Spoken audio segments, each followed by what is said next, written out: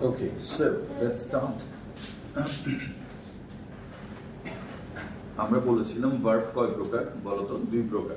একটা হচ্ছে কি প্রিন্সিপাল আর একটা হচ্ছে অক্সিলিয়ারি।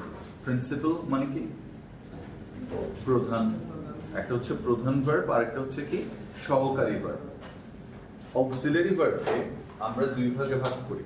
একটা হচ্ছে না, অক্সিলিয়ারি ভার্বকে আমরা দুই ভাগে ভাগ করি, primary modern. Very good, primary modern. প্রাইমারিকে তিন ভাগে ভাগ করি, to be, to do, to have. To be, to do, to have. আচ্ছা, এখন দেখো টু বি, টু ডু আর একটা হচ্ছে কি বলতো টু হ্যাভ।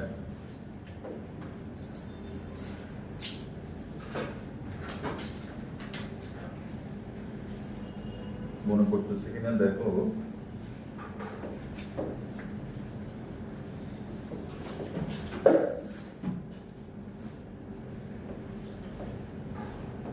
ভার্ব দুই প্রকার, প্রিন্সিপাল ভার্ব, অক্সিলিয়ারি ভার্ব।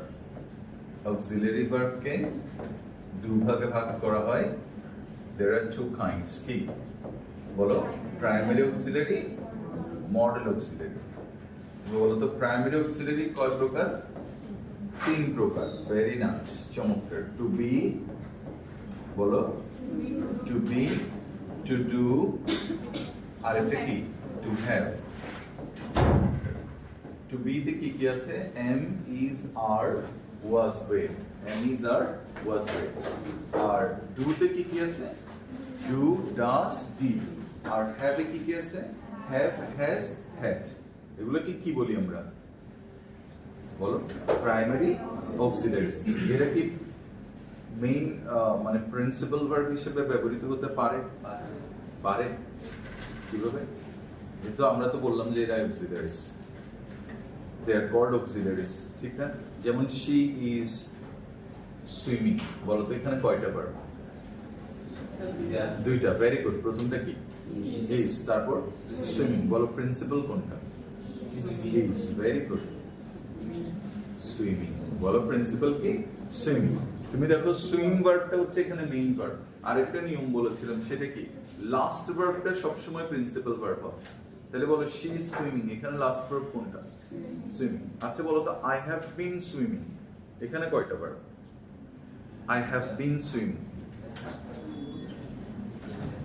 দেখো তুমি একটু চিন্তা করলে পেয়ে যাচ্ছ সাবজেক্ট কোনটা আই, ভার্ব কোনটা হ্যাভ, তারপর বিন, তারপর সুইমিং। তাহলে কয়টা verb?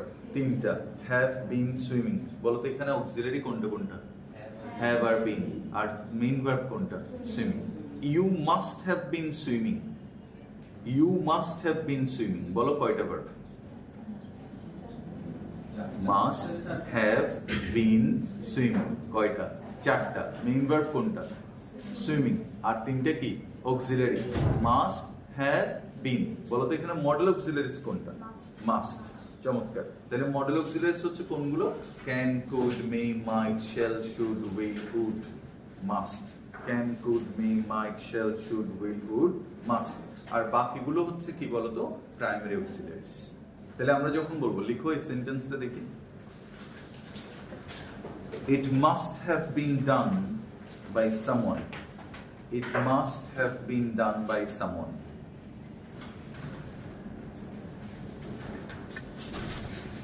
It must have been done by someone.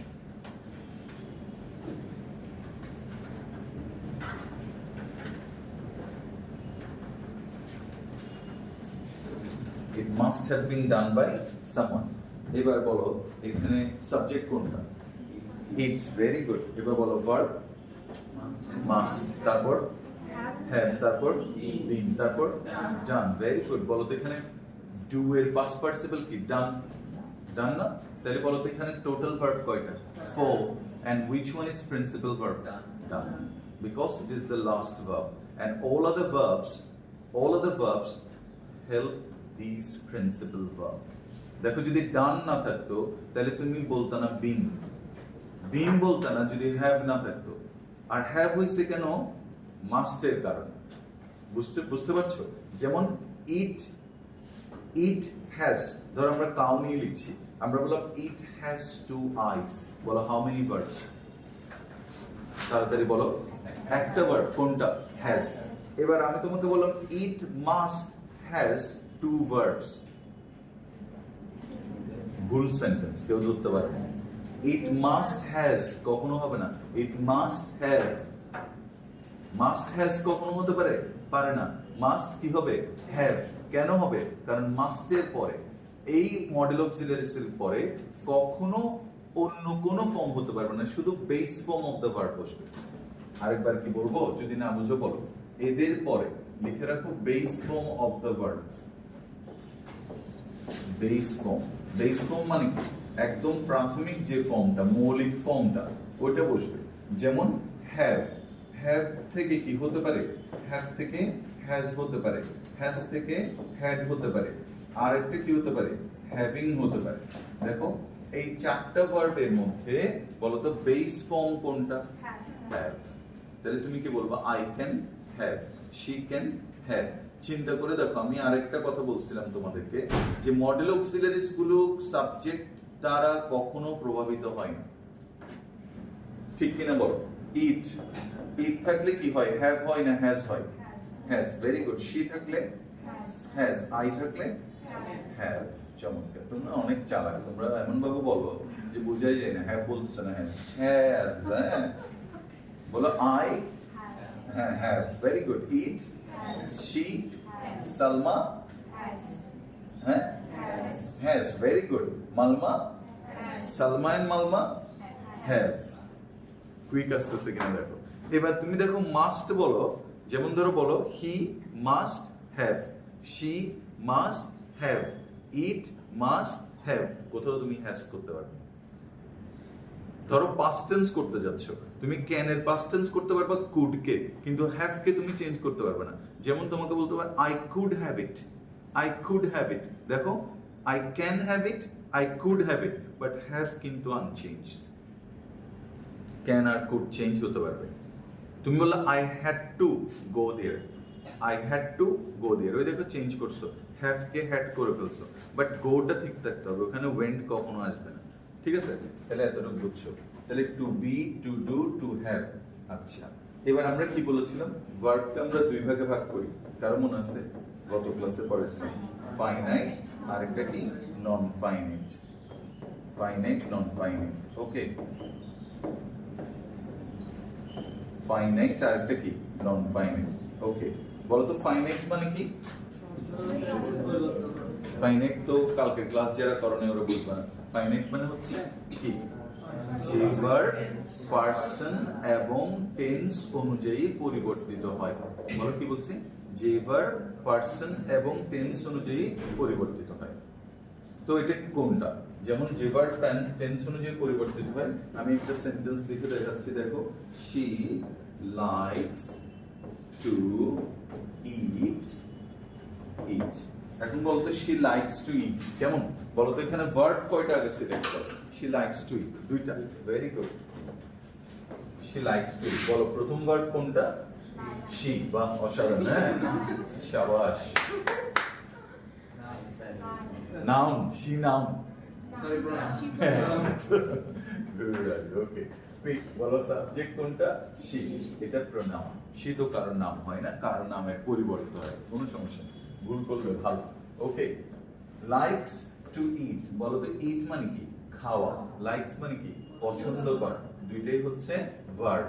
বলো তো কোন ভার্বটা তোমার এই সেন্টেন্সের জন্য বেশি জরুরি? লাইকস না টু ইট? লাইকস। এই ভার্বটার কি কোনো পরিবর্তন হচ্ছে? না, হচ্ছে না। যদি আমরা বলি শি, তাহলে লাইকস এস দিলাম, ধরো আই দিলাম, তখন কি বলবা? লাইক। এবার আই লাইক এর পরে কি টু ইট দিবা নাকি ইটস দিবা? To it.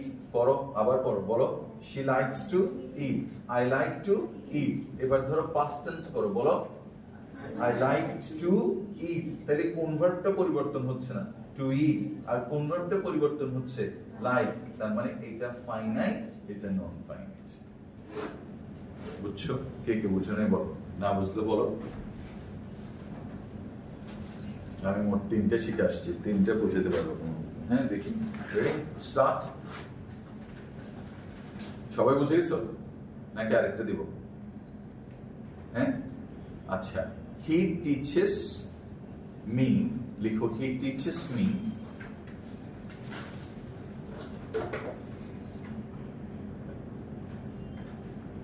he teaches me to feel, F-E-E-L, feel. Very good. এবার বলতো he teaches me to feel. এখন তুমি এখানে কয়টা ভার্ব পাচ্ছ? দুইটা? He teaches me to feel, দুইটা ভার্ব পাচ্ছ সবাই? হ্যাঁ, মেয়েটা কেন বলছে ছেলেরা হলো পাচ্ছে? হ্যাঁ, দুইটা। নিজে নিজে চিন্তা করো, কয়টা এখানে? দুইটা। কয়টা ভার্ব এখানে? আঙুল তিনটে। আচ্ছা, আঙুল তিনটে। আর ভার্ব কয়টা? দুইটা। কোনটা? টিচেস আর একটা feel. Very good. To feel, feel না শুধু, টু ফিল। বলো তো কোন ভার্বটা অতিক্রম করে তোমাকে টু ফিলে যেতে হচ্ছে? টিচেস। আর এই ভার্বটা কি পরিবর্তন হচ্ছে? কি আসছে? ইয়েস আসছে। কি কারণে আসছে? হি এর কারণে। Third person singular. তাহলে এটাই ভার্ব যেটা পারসন দ্বারা প্রভাবিত হচ্ছে। বলো কি দ্বারা প্রভাবিত হচ্ছে? পারসন অথবা টেন্স দ্বারা। বলতে পারে এই সেন্টেন্সটাকে পাস্ট টেন্স করে লিখো দেখি। হ্যাঁ, পাস্ট টেন্স করে লিখো দেখি, এটা কি হতে পারে?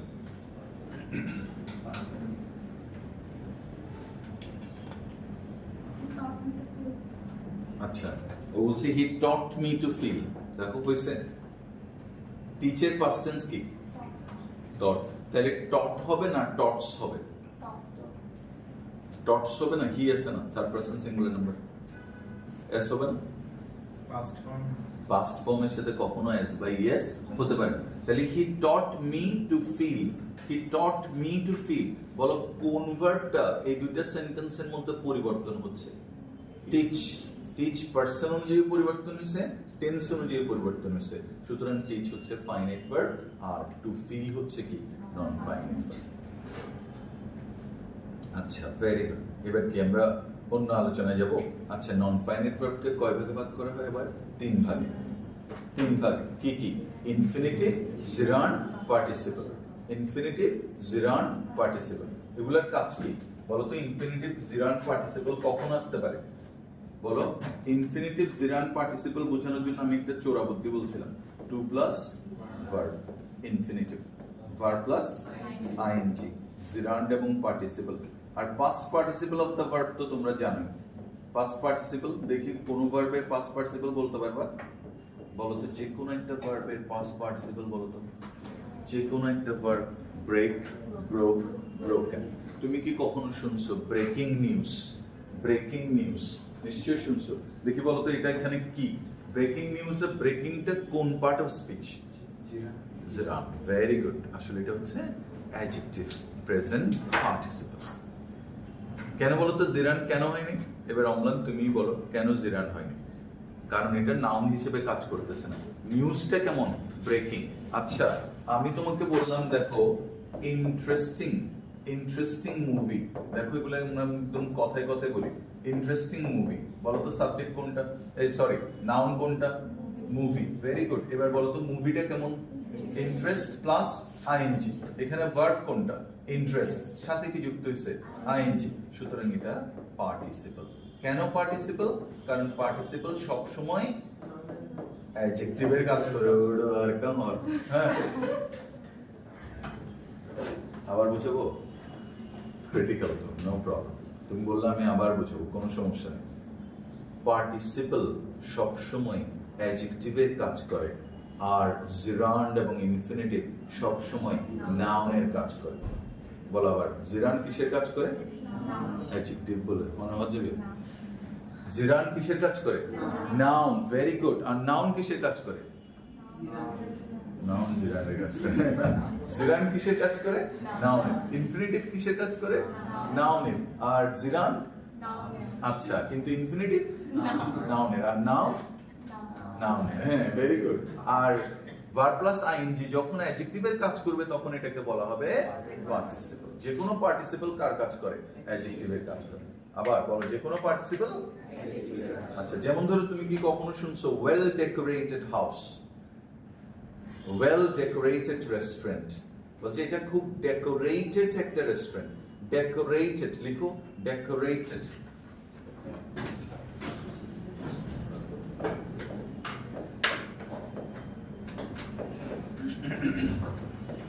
রেস্টুরেন্ট বানান পারবা? রেস্টুরেন্ট তো বানান বেশি কঠিন। দেখি রেস্টুরেন্ট,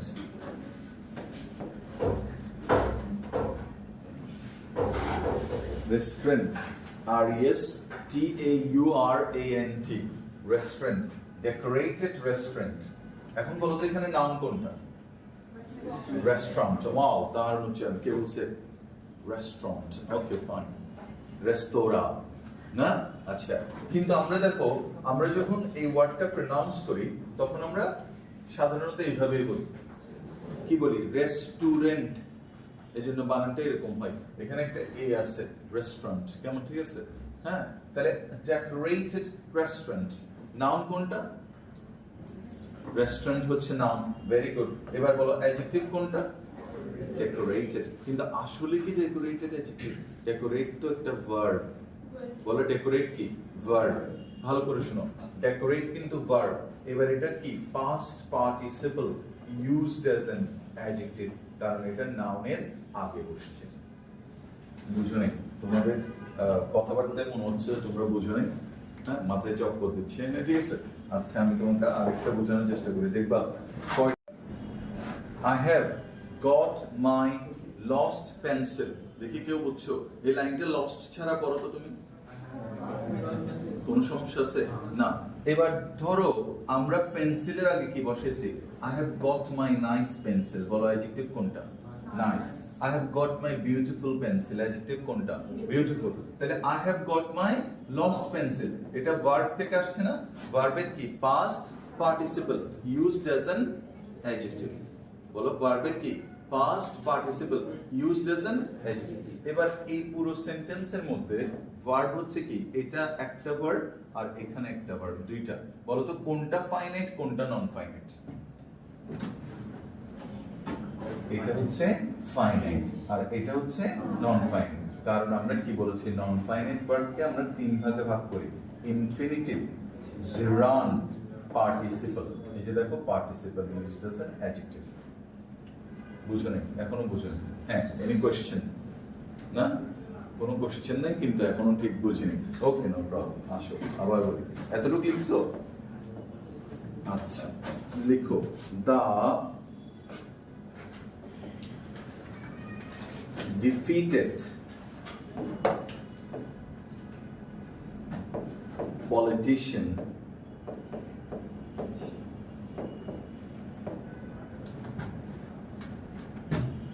was dancing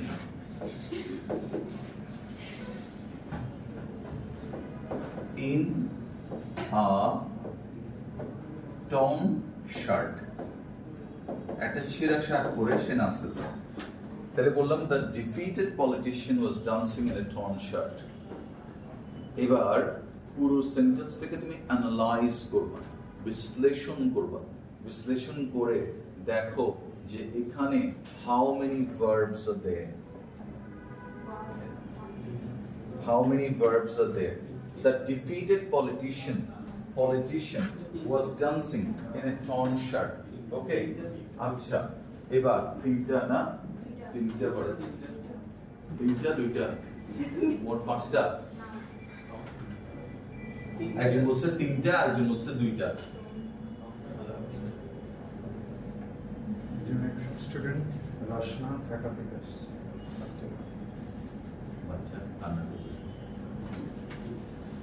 আচ্ছা কি বললাম তাইলে? না ভার্ব। আচ্ছা একটা ভার্ব। কে বলছে?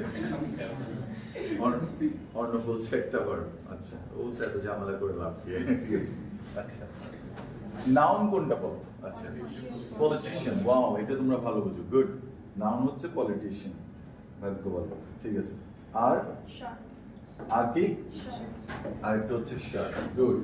এবার বলো তো শার্টের আগে কি বসছে? টর্ন। টর্ন মানে কি? ছেঁড়া। ছেঁড়া, tear, tore, torn, past participle, তাহলে tear, tore, torn, torn হচ্ছে কি past participle used as an adjective।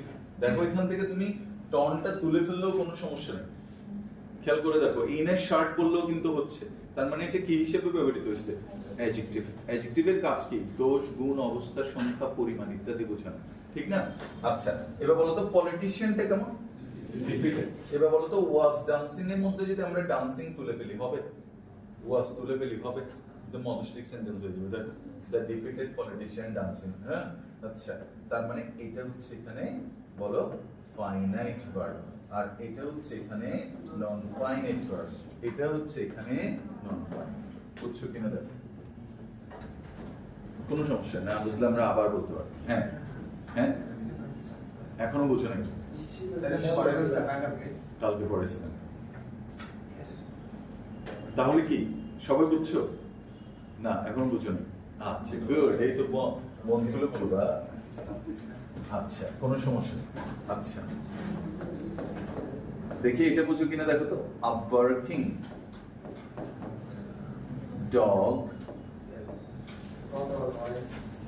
না না না না, আমি ওটা লিখবো না তো। A barking dog looks at a wounded cat. Wounded মানে আহত, wounded cat. আচ্ছা, barking dog looks at a wounded cat.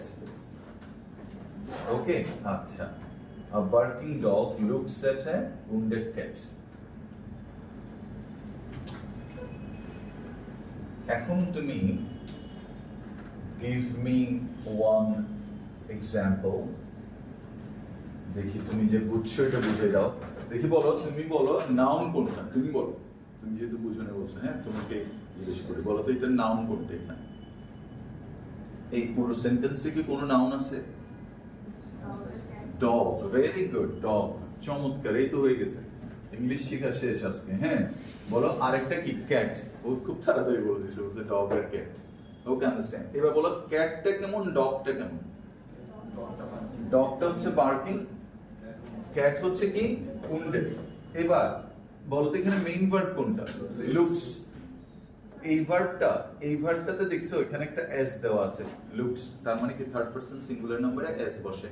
তাহলে এই ভার্বটা পারসন এবং টেন্স অনুযায়ী পরিবর্তিত হচ্ছে, যেহেতু হচ্ছে এটা হচ্ছে ফাইনাইট। বলো এটা কি? ফাইনাইট।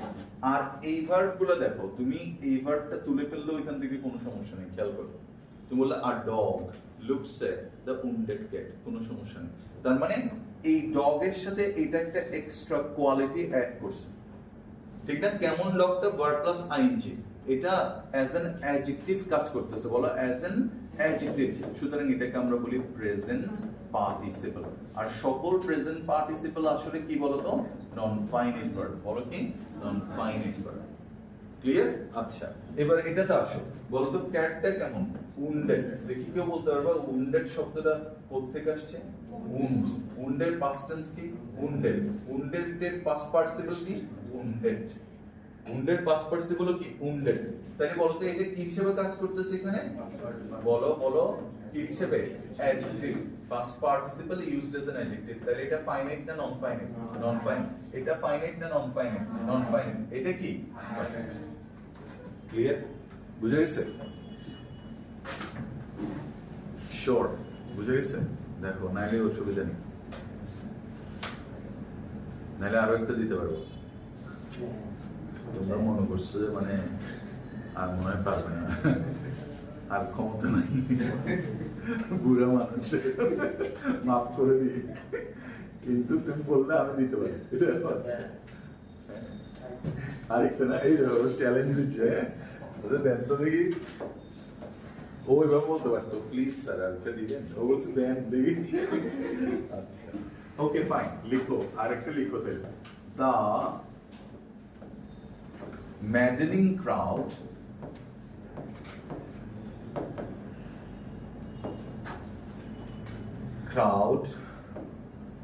shouted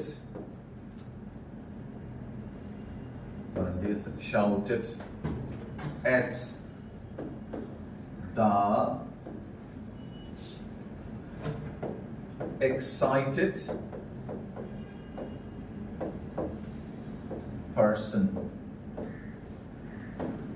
এটা যদি ধরতে পারো তোমরা মানে ইউ আর বস তিনটা ধরে বলছো না আচ্ছা তোমরা মানে একটা জিনিস অ্যাপ্লাই করছো বলছো মাঝখানে থেকে ফাইনাল বলবো না আমরা তো এটাতে এক্সপার্ট আবার আন্দাজ ইংলিশ কেমনে কেমনে মিলেও যায় আমাকে স্টুডেন্ট একটা একবার জিজ্ঞেস করছে স্যার এটা ঠিক আছে কিনা বলেন ঠিক আছে কিন্তু কেন বলছে কেন দরকার না ঠিক আছে কিনা বলেন আসলে তো ঠিক ঠিক তো আছে আমি তো নাম্বার পাবো হ্যাঁ বাট কেন এটা আমরা জানার চেষ্টা করবো আসো তাহলে বলো তো এখানে নাউন কোনটা না না নাউন কোনটা নাউন ক্রাউড এটা কি বুঝছো কিনা দেখো জনতা ক্রাউড ভিড় ওকে এবার বলো তো নাউন কোনটা পারসন ভেরি গুড এবার বলো তো পারসনটা কেমন এক্সাইটেড ভেরি গুড ক্রাউডটা কেমন ম্যাডেনিং ভেরি গুড আচ্ছা কি করতেছে ট্রানজিটিভ ভার্ব